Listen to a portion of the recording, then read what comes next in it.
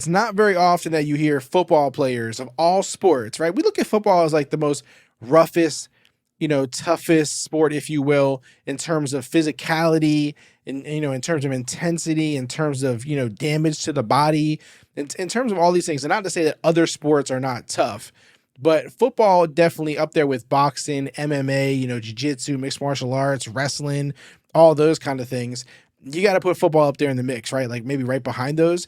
And so you don't typically hear football players complaining about, physical things, or this is hard, this is too tough, or, they're too aggressive. But recently headlines were made in Washington of some players complaining according to their head coach. And so let's go ahead. I'm just going to pull up some things. We're going to read some things. We're going to listen to some things, and then we're going to talk about it as we always do. The first thing I want to pull up, just so we kind of create some context and, kind of make sense of it all, is this. Ron Rivera was asked about the new offensive coordinator in Washington, Eric Bieniemy, and this is what he had to say. Someone said, have players had to adapt to Eric's intensity, and have they any struggles with it at times?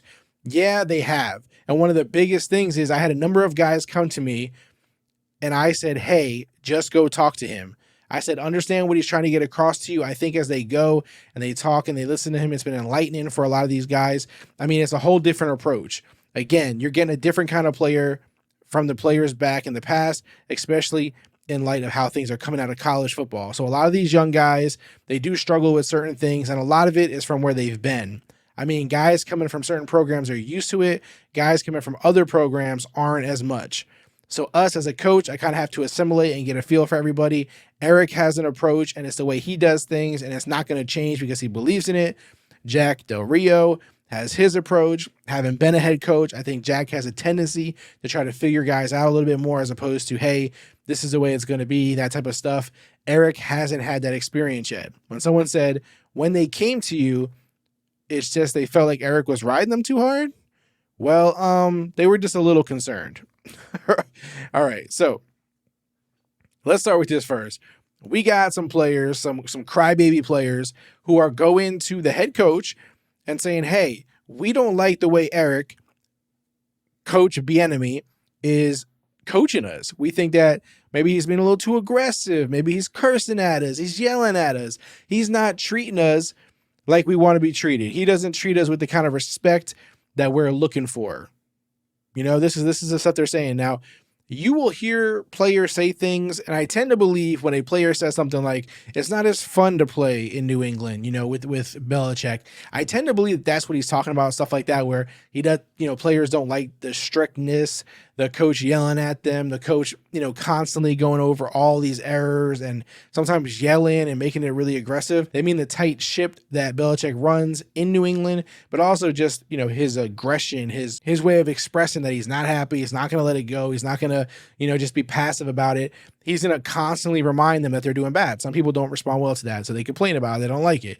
In this case, Bieniemy, is apparently aggressive. He's in their face. He's telling them we demand excellence, this kind of stuff. And so it's bothering some of the players. The hilarious fact of all this is that Washington is not a good football team, or it hasn't been in history, right? Like recent history, just Washington hasn't been that great. They have not been the winners that they need to be in Washington. And so you bring in a guy like this, like Bieniemy, to coach. He's won Super Bowls. He's coached, guys like Patrick Mahomes. You didn't hear these kind of complaints out of them in Kansas City. So then the question becomes, did the organization just not discuss it publicly, which shouldn't be happening? Did the players just not complain publicly or complain to their head coach? Possibly, right? More than likely, some players there also didn't like it, that much. But at the end of the day, everything else was happening. Everything else was winning. And so you don't really complain too much. Again, similar to New England. When you're winning, nobody complains. If you're losing, people start complaining. However, I do want to show, they actually asked Bieniemy this like today. They asked him about, Ron Rivera saying these things and what, his opinion was. And I want to share that exact clip. I'm only going to go like maybe a minute or two into it, but I want you to kind of see how he responds to what they're asking him. So let's go ahead and just play this really quick. So before it even goes anywhere, I make it a point to address the conversation, because one thing, my job is to be very observant. I got to know the people that I'm discussing and working with. So my job is to address. If there's something that they may have an issue with, please, let's discuss this. Here's the reason why I felt a certain way. Here's why I said it. Now, okay, I put it back on the player. And you got to understand, we're in a grown man's business. We're in a grown man's world. My job is to make sure that I'm doing the best possible job of over-communicating clarity. I take a tremendous amount of pride in that. They also know when I'm getting on them, ain't nothing personal. What's personal is that I want us to win. I expect that particular player to be great at all times. I expect the effort to be a standard that's accepted by. Let me just stop this for a second. So you see what he's saying. He has a standard. That standard, he does not allow anything to get below it. So if you're not performing up to the standard, his job is to coach you. His job is to make sure you do things a certain way. He's been hired to do so. And if you don't meet that standard, he has an issue with it, and he's going to let you know about it. I don't see what we're crying about. You get paid a lot of money to do a job. Any job you go to, there's a standard. Any job that you don't do what, is being asked of you, someone's going to say something to you, right? That's the way this works. That's the way any job works. If it's not happening at your job, it might not be a good enough job, because anytime you go below the expectations of a job, you're typically going to be spoken to about it. So let's continue. By all of us. So when you're not reaching that, it's my job to address it. So sometimes they may like the highlights and the praise, but sometimes they may not like it. And I'm perfectly fine with that, because that's my job. Because if I ain't doing my job, my ass get fired. So it's my job and my responsibility to make sure that I'm getting our guys to do what I expect them to do. There you go. You just, when a coach talks like this, I'm glad he, defended himself, that he, spoke his piece on it in terms of what is basically happening and why this is even being brought up. Again, this should not be brought up, right? Like, this should not even be spoken about. Ron Rivera should never mention it. He did turn around and sort of apologize for it. Say he put his foot in his mouth. He shouldn't have did what he did in terms of, speaking out about it. But what's done is done. So the damage is done in terms of, him saying that, the media asking about it, players having this outlet now to openly complain or whatever, however you may want to look at it. And so this caused conversation, of course, from players that are currently on his team, former players, all that kind of stuff. So I want to dig into some of that. I think that some of these quotes, some of these, things that were posted on Twitter are interesting and deserve a little bit of spotlight. Again, Ron Rivera brought this to attention, so we're going to cover it all. First one here from JP Finlay. Cool story from Matt Derrick. Back in 2013, when Kansas City hired Eric Bieniemy, Jamal Charles went to Andy Reid and said he couldn't stand EB. By the end of Charles's career, he credited with EB for making him a better player. Again, this is how every situation works in life, right? No one likes to be criticized or, receive harsh feedback or be spoken to in a way, by somebody who's kind of given, I look at it sort of as tough love. You know what I mean? Kids don't like when their parents talk to them like that, but sometimes you got to, right? Sometimes you instill confidence. Sometimes you, reward or, heap praise on people. And then sometimes you try other approaches, right? And sometimes you're a little more aggressive about it. Sometimes you say, hey, depending on what you're dealing with here, right? This is a job. So not, it's different than having a kid, but, everything is different. Everything is, requires context to understand how it is. But some people just have a hard line approach to things. I don't think there's a wrong or right way to do things. I think everybody responds differently to things. And guys who are, I don't want to knock anybody in terms of saying someone's a lesser of a, a character or they're, weaker emotions or anything like that. But everyone needs to learn how to respond to tough criticism, to tough feedback. Right? Everyone can't be handled with kid gloves. Some people just don't approach life that way. They just don't, approach giving you feedback that way or requesting things of you in that manner. And so we have to be flexible and adjust and be okay with handling it from any kind of style of delivery. No one likes to be yelled at, right? Let's not get this wrong. No one wants to hear, they're doing bad and be yelled at or, cursed at or whatever it is, but it's a part of life. Right. And the more you're making and doing what you're doing, you got to kind of give in a little bit, right? If you're making millions of dollars, I think you can handle a couple of curse words, right? I think you can handle that. You're doing a job that requires elite level ability. You're not working just any job. You're not just at any business out there. You're in a particular business that requires a very high level of production for success. And if you're not meeting it, it just kind of is what it is. You have to, do the right thing here. Some other interesting tweets that I wanted to share. I thought, provided good context. Tyreek Hill put, man, there is no other coach that has your back like EB. Take that coaching and get better. We've all been through it. It's tough, but I promise you it'll make you better. And then Jamal Charles retweeted it. I love EB. I know he coached different, but I know one thing, he could take you to another level too. He could take another level though. So, these kind of things are players speaking up in favor, right? In favor of EB. They're all calling him EB. He's not my friend. He's not my coach. And I'm going to call him EB too, since clearly that's what everybody's calling him. Okay? I'm going to act like I know the guy for a second here. Another tweet here worth, sharing and looking at from Nikki here. Eric Bieniemy, when he got hired, said, I'm going to be their biggest and harshest critic, but also understand I'm going to be their number one fan because I support them at all times. Again, this kind of feels like how you approach your kids, you know what I mean? Or employees that you love, or, just, friends. Like, I'm going to be your harshest critic. I'm going to be real with you. I'm going to be honest with you. And for me, I prefer that approach. I prefer you to be real, to be honest.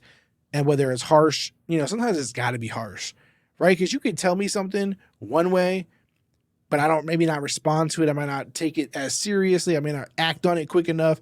But if you say it another way, I'm going to like, this man's he's being serious. She's serious about this. He's serious about this. You know what I mean? So I think there's definitely value in it. And at the same time, he's going to be your number one fan, right? Because he supports you at all times. And that's the big part here. That's the big, caveat. You can't just blast people. You can't just tear them down. You're also going to have to support them, right? So as long as he's doing both, I don't see an issue with it. If he was just doing one-sided the whole time, he's like Mr. Negativity, then, then it's a little hard to defend. But if you're doing both sides of it, then I get it. I get it then at that point. Another tweet here. Again, JP Finlay, NBCS, talked with Antonio Gibson about what it's like playing for EB. He wants the best for you. That's why he gets on you. A lot of insight in this interview. It's a good interview. If you want to watch it, go check it out. You can just go to JP's on Twitter, actually on X. My bad. I still call it Twitter. I can't help it. It is a part of my brain at this point, the way I, refer to it as Twitter. I have not adjusted to calling it X at this point. I have not made the switch to X. I haven't practiced like this since I've been in the NFL. That's probably going to help us in the long run. I'm probably in the best shape I've been in a long while. Sometimes you need somebody to get into you. It just helps you. Again, this is a message from Antonio Gibson from, another interview. Again, lots of support here. I did see, I want to say, who was it? Shady McCoy did do some appearances on some shows, some interviews. And he did say that he didn't like EB's way of, coaching. I believe that's what he meant, right? Like he didn't like it. That's the way I interpreted what he was saying, that he felt like that he understands it gets the results and it works, but that he feels like maybe he's a little outdated with some of the ways that he approaches coaching. He's kind of juggling both sides of it there as well. But at the end of the day, he thinks that EB could get a little more with the times in terms of how he coaches. Another clip that I wanted to share, because I thought this was also interesting, was Terry McLaurin when meeting Eric for the first time. I think it was at like a press conference for when he was, joined the team. And so I thought this was interesting what he said here. Let me bring this up for you guys. Yes, I love what you talk about strain and your expectations, and I don't think you'll have an issue with that with this group. I don't think we really had an issue with effort, but I think that's important. I like that you said that. You know what I mean, and that's what it's about. I know all about strain coming from. I know. I see it every day. Yeah. And that's why you're here in this situation right now. And I'm gonna lean on you. Most definitely. Okay. Most definitely. Yes, sir. But I just appreciate you being here. Most definitely. It means a lot. Most definitely. Okay. And yes, we're gonna sir. spend some time together. Yes, sir. We'll get this thing going. Yes, sir. When it's illegal to start talking Most about. Definitely. I'm looking forward to that because I don't mind being Coach Hard. I want those honest conversations, and I want to be a part of the championship. Like, sir. I want to taste that. You know what I mean? I think we have some great guys in here. Excited. Some of us just need to get a little bit more nasty. Yeah, come on. That's what I'm talking about. So we'll be all right. All right, you see that there where he says some of them just need to get a little more nasty, right? And this is what I'm talking about. Like, he wants his coaching to rub off on them. His quote unquote nasty, his rough, tough love, his tough coaching style. He wants it to rub off on these guys. And you can't argue. I mean, it's worked everywhere he's went. If you don't want to give him credit for it, that's your thing, right? But clearly it's worked. Clearly the Chiefs had no problem with it, as they're winning championships. And so Terry McLaurin was, great here as well. Like, it's hard not to like McLaurin. I love McLaurin. As far as, not just from a fantasy football aspect, I think he's a great wide receiver. He's done a lot with, not the greatest quarterbacks at the helm. And so he should flourish in this offense. He's the opinion I really care about, right? Him, Antonio Gibson, guys who have been there for a few years, guys who are produced in this and not in EB's offense, but in general in an offense that has struggled overall to win games, but they've done well. They've had their moments. And so I doubt it's McLaurin, complaining to Ron Rivera. I doubt it's Antonio Gibson complaining, because we've seen both of them now. McLaurin here saying, yeah, I do want the tough coaching. I don't mind it. You know what I mean? And we've seen Antonio Gibson saying, hey, I understand where he's coming from with the tough coaching. So who's complaining? Is it rookies? Is it guys who are, in Washington for the first time? I have no clue. I don't know who's complaining, but it definitely, isn't a good look. Toughen up, man. Whoever's doing that, if you want to win games, that ain't the way to do it. Here is the quote from Ron Rivera the day after.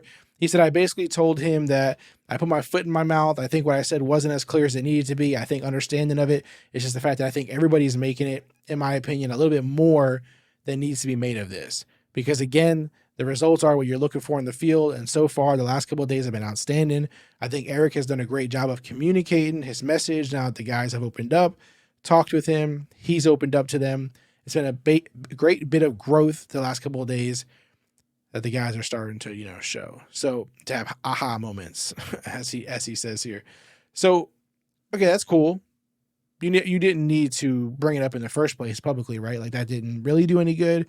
Maybe it did. Maybe he pulled the scab off something that he felt wasn't adjusted any other way. So maybe if he brought the media into it, it would help. I don't know. One of the big things here, and I mentioned it earlier, is that Washington has not been a good football team. I don't know if you guys can see this here, but 8-8 last season, 7-10 before that, 7-9 before that, 3-13 before that. Like, these are just not good numbers. 7-9, 7-9, 8-7, 9-7, 4-12, 3-13. Who is complaining on this team? You're not in a position to complain. You just haven't been that good. So what do you complain about? Obviously, what was happening wasn't working. We've talked about this in the past on this show, that when new coaches come in, they're there for a reason, because the old way wasn't working. So clearly there needs to be a change of pace here. Clearly there needs to be a different approach here. Clearly there needs to be different play calling here. You bring in a coach who has won Super Bowls, who has done things his way consistently for a long time. You can't cry about it. You can't complain about it. You can't, I don't like the approach. I don't like how he's talking to us. Why is he cursing at me? If you don't like it, just go ahead and request a trade or something, because EB ain't going nowhere. They brought him in to win. They're looking for a change of pace here, a change of culture here. I believe that it's going to work. I believe what EB does there in Washington will work. I actually am not down on this offense. I think that he's going to do some creative things there, some fun things there, and they have some, really good players, especially, again, fantasy purposes. I'm all in on Terry McLaurin. I'm all in on Jahan Dotson. I like Antonio Gibson as a, sneaky play in PPR. The quarterback situation, we'll see how it plays out. Logan Thomas, if he can stay healthy, I like him. Not mad at it. Players just need to toughen up, get a grip, realize, hey, this isn't supposed to be easy. It's not how it works. To be great, to be the best, to be a GOAT, it ain't easy. It's going to come with that tough criticism. It's going to come with players cursing at you, coaches cursing at you, people not happy with you. And then you get over it. You're a grown-ass man. Stop crying and complaining and looking for someone to help you, be treated with kid gloves, and just get through it. Work. Put in the work. Get your paycheck. Be happy. Have fun. Win games. You got one of the best jobs on earth. And stay healthy. That's the most important, obviously. Your body. Your your quality of life afterwards. Just have fun, focus on your health, focus on staying healthy, being productive, winning games, getting better every day, get paid a whole lot of money in the meantime, get the paychecks, and just get through it. You'll be better for it. And when they start winning, if they start winning, you'll never hear these complaints again. These are the complaints of teams who have not been winners, who don't have the winning culture yet. It's trying to be set in place. You just got to go with it.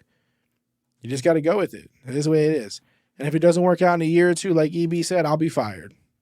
He'll be out of there. And then you can find a softer coach that makes you happy. I'm curious what you guys think. This is a very debated topic, right? Like how coaches speak to players and how players are coached. I'm curious right now, people listening, are you more on the side of the player who was complaining or players who were complaining that, EB is being too tough on them, too aggressive, cursing, doing these kind of things? Or do you agree with me, with EB, with a lot of others who believe that, hey, it's tough love, it's tough coaching, it has to be done? Some people just have to get pushed to that next level. It holds you accountable. It makes you responsible. It makes you not want to be the guy getting called out. It makes you not want to make those mistakes. Unfortunately, whether you like it or not, it leads to better work, production, better perfection in what you do. You can't be perfect, but it makes you better. But I'm curious which side you guys are on that. Are you on the side that EB is just going too hard, that's old school, shouldn't do it no more? Or do you think, hey, this has proven to work, and until it shows that it doesn't work, you allow him to keep doing it? Which side are you on? Let me know in the comments. Again, if you're watching on YouTube. If you're not watching on YouTube, then it's going to have to be like Twitter, Instagram, one of the social media platforms that we're on. Hit us up there. If you're not following already, it's at Rival Fantasy on all platforms. But again, the YouTube comments, even if you don't watch on YouTube and you just listen, just find the episode, subscribe on there, subscribe to the show so it's easy to find. Then once you're there, just go into the episode comments and leave a comment. You don't have to watch the video. I know some people are like at work or in their car. They don't want to kind of watch while they're working or watch while they're driving. Clearly, you don't have to do that, please. But just in general, the comments might be the easiest on YouTube. So jump in there and we'll mix it up in there and we'll talk about it. We'll continue the conversation there.